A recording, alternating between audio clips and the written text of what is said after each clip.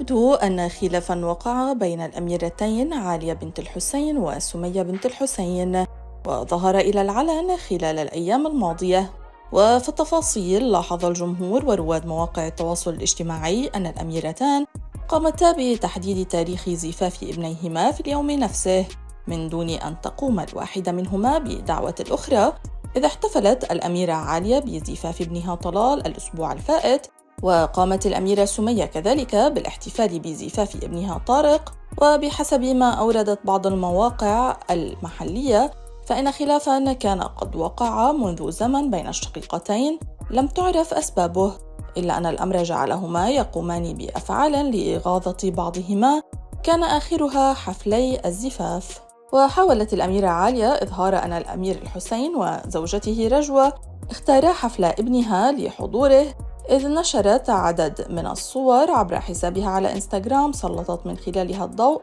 على حضورهما وتفضيلها على أختها سمية.